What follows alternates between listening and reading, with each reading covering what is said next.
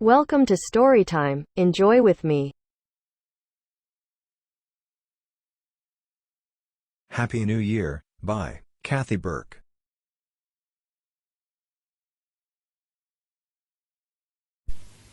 The next evening, he took a basket and walked toward the fields.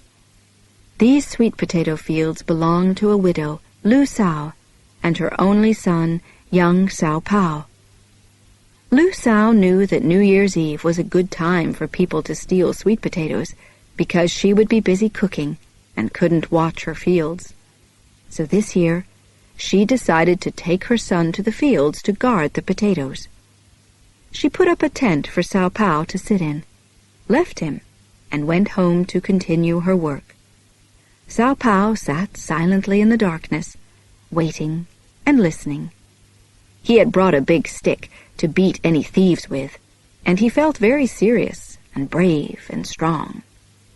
He sat there for hours, trying not to fall asleep.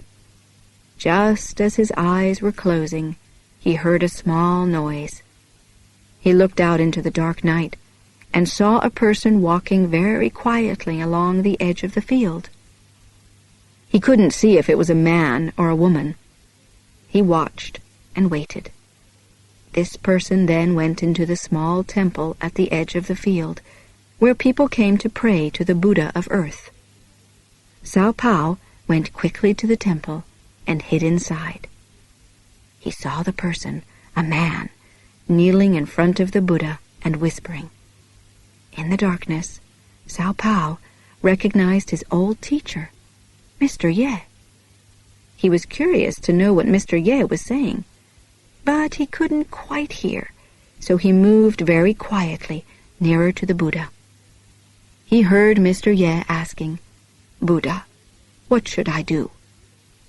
Then Mr. Ye told the Buddha what had happened to him and how his wife now wanted him to borrow some sweet potatoes. He asked if the Buddha thought it was all right to do this just once because of their money problems. "If you think this is all right, please show me," he prayed. Then he stood up, took some chin out of their box near the Buddha, threw them on the ground, closed his eyes, and prayed. Chin are sticks that show your future. People use them to ask the gods for advice when they don't know what to do. The chin have long and short lines cut into each side. You throw the sticks on the ground and read the pattern they make. Different patterns have different meanings. One of the patterns means yes. Sao Pao laughed to himself when he heard what Mr. Ye was praying about. "I think I'll pretend to be Buddha tonight and have some fun," he thought. So while Mr. Ye was praying, Sao Pao moved closer and looked at the sticks. They didn't make the yes pattern, but he quickly changed the pattern so that they did. Mr. Ye opened his eyes, looked at the sticks, and smiled. "Oh, thank you, Buddha," he cried. "I promise to live well and pay Lu Sao and her son back as soon as I get some money." He kissed the ground at the Buddha's feet 3 times and left the temple. Sao Pao quietly followed him, laughing to himself and thinking about how his old teacher, Mr. Ye, had always told his students never to steal. He hid behind some bushes at the edge of the field and watched Mr. Ye fill his basket with sweet potatoes that he dug from the earth. As Sao Pao watched, he thought, "Mr. Ye was an excellent teacher, but he's terrible at digging." Mr. Ye was so inexperienced and afraid of being discovered that he dug very slowly. He finally cried out, "This is hopeless. Please help me, Buddha." Sao Pao felt very sympathetic about poor Mr. Ye's situation. "You want some help?" he thought. "I'll help and have some more fun at the same time."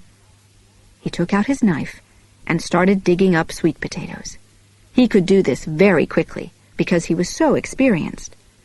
As soon as he had gathered several potatoes on the ground around him, he threw a handful at Mr. Ye. "Ouch!" Mr. Ye said as one hit his head. "Oh, Buddha, thank you!"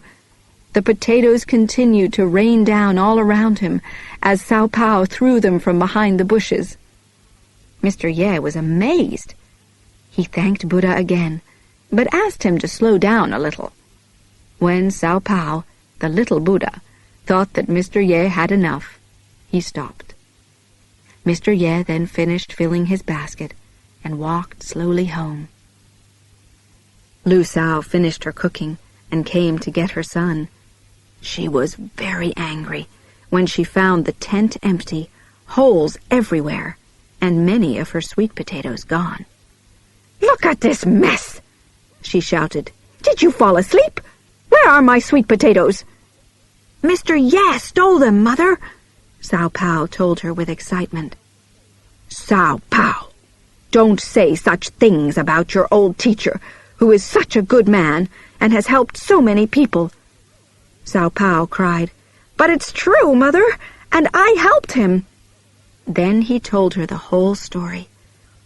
Lu Sao felt sorry for Mr. Ye and realized that he must be having a difficult time.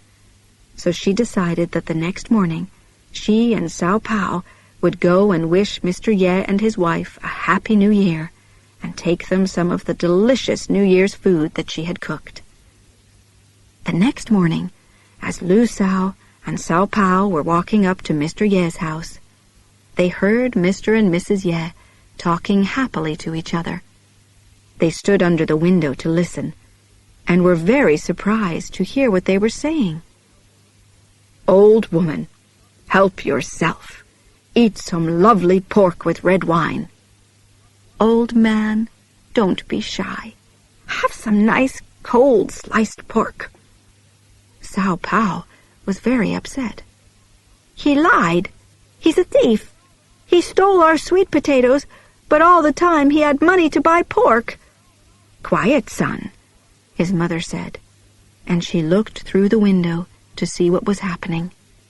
She saw Mr. Ye putting a piece of red-skinned sweet potato into his wife's bowl, as she was putting a piece of white-skinned sweet potato into his bowl. They were both pretending that they were eating real pork. "It's all right, son," she said. Then she lifted Sao Pao up so he could see. He immediately jumped down, banged on Mr. Ye's door, and shouted for him to come.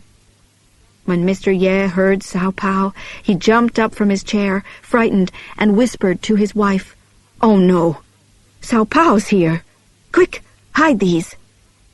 Mrs. Ye quickly took away the rest of the potatoes, while Mr. Ye looked for a place to hide the skins of the potatoes they had already eaten. He rushed to the fire, put them in a pot, and put the lid on. Then he opened the door for Sao Pao and his mother. "Happy New Year, Mr. Ye," said Lu Sao, as she gave him his New Year's Eve food. Mr. Ye was very embarrassed, but before he could say anything, Ah Ken Sao came through the door with her daughter, Ying Hua.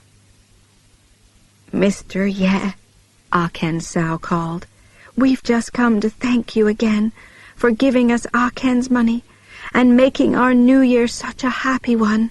Happy New Year to you and your good wife." While all this was happening, no one noticed that Ah Ken had appeared and was standing in the door listening. So they all jumped when he quietly asked, "What's this about my money?" "My darling!" cried Ah Ken Sao, and she rushed into his arms, saying, "I'm just thanking Mr. Ye for giving me—" "I know. I heard," he answered. "But I didn't give Mr. Ye anything. I'm completely confused." Sao Pao suddenly interrupted. "I know everything. Sit down and let me tell you." And he told them the whole story. When he had finished, both Ah Ken and his wife fell down on their knees in front of Mr. Ye, crying, "Oh, Mr. Ye, how can we thank you?" Sao Pao laughed loudly then for the first time. He ran over to the pot where Mr. Yeh had hidden the sweet potato skins. He took them out, threw them up in the air, and shouted, "Happy New Year!"